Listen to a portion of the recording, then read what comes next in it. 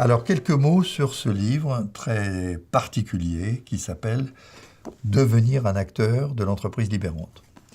Alors, ce livre est en fait le résultat de deux étapes très importantes. Une première étape d'un premier livre qui s'appelait Former au coaching, qui a été écrit en 2008 et qui a été écrit par une partie de l'équipe des enseignants des différentes écoles. Donc, il y avait déjà une douzaine, une quinzaine de contributeurs.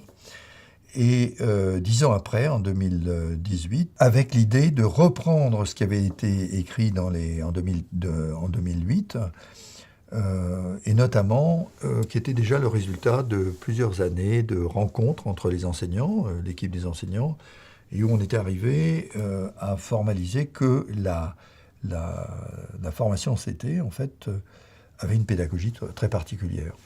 Et que cette pédagogie comportait ce qu'on avait mis 22 paramètres différents, qu'on avait identifiés, à la fois le fait d'utiliser différents vecteurs par et pour la complexité de l'entreprise. Il fallait mettre en place une pédagogie complexe pour préparer les acteurs à la complexité du monde du travail et du monde de l'entreprise.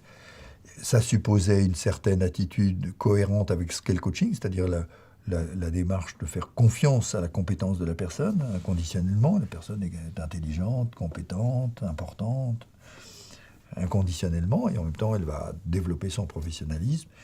La notion de pédagogie blanche, c'est-à-dire qu'on ne cherche pas dans la pédagogie à voir ce qui ne va pas, à critiquer les personnes, mais au contraire, voir ce qui va, faire l'alliance avec le prince ou la princesse qui est en chacun de nous, et activer, un peu comme dans le film pour les poètes disparus, vous voyez, où le prof se met debout et puis invite les élèves à se mettre debout sur la table.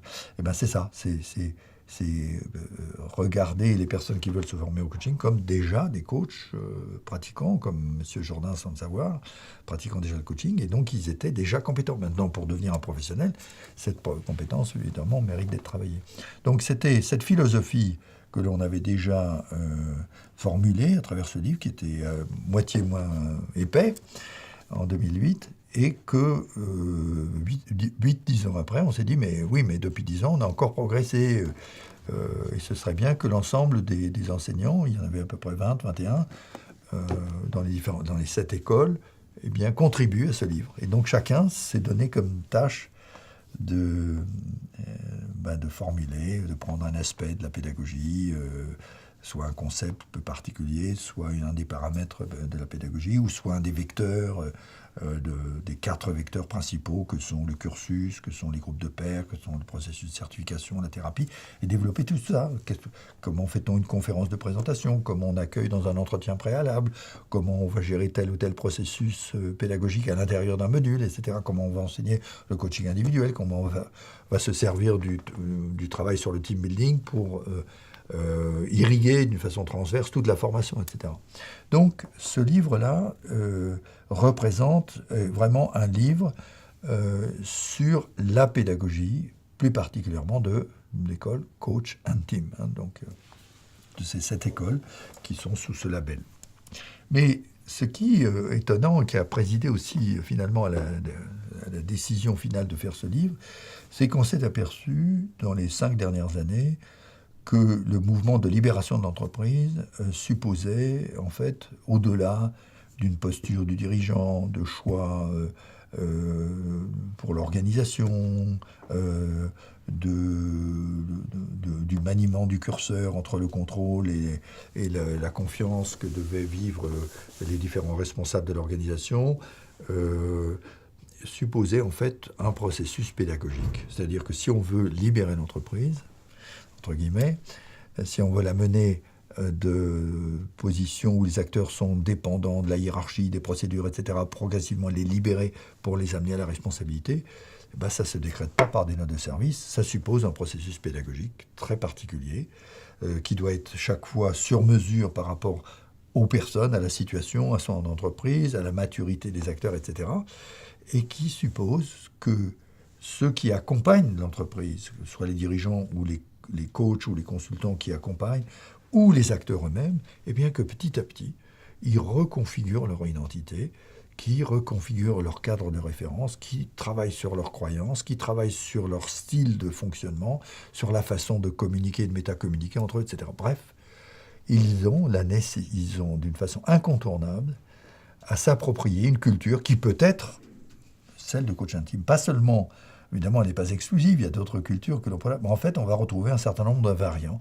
Les gens doivent s'habituer à être à l'aise dans la complexité, doivent s'habituer à réguler entre eux, ils doivent s'habituer à métacommuniquer, à partager une vision, à savoir travailler en équipe. Enfin, on va retrouver d'ailleurs ce qui actuellement est présenté comme les compétences du XXIe siècle, hein, des 4 C, c'est-à-dire l'ère collaborative, la créativité, développer un esprit critique. Vous voyez, on va retrouver des invariants. Eh bien, ce livre est un livre qui fait l'inventaire de ces invariants, présenté par une équipe de 21 enseignants qui ont tous contribué au développement des 7 écoles coach intime. Alors, on l'a appelé, finalement, devenir un acteur de l'entreprise libérante. Au départ, ce n'était pas dans cet esprit spécifique de l'entreprise libérante de ce mouvement, mais ce livre rejoint, et je pense, offre un appui de théorisant la pédagogie que suppose de vivre et d'incarner les acteurs de cette entreprise en voie de développement de son plein potentiel. Voilà. Ce livre aussi a contribué à fédérer les différentes écoles et faire en sorte que, comme chacun a contribué par un article, à faire que c'est cette culture commune que nous partageons à l'intérieur de ça. Moi, j'ai fait une introduction d'une 40aine de pages qui m'a demandé énormément de travail pour montrer à quel point un livre qui permet de partager une pédagogie pour l'entreprise libérante devient nécessaire dans l'évolution de la société actuelle et des entreprises.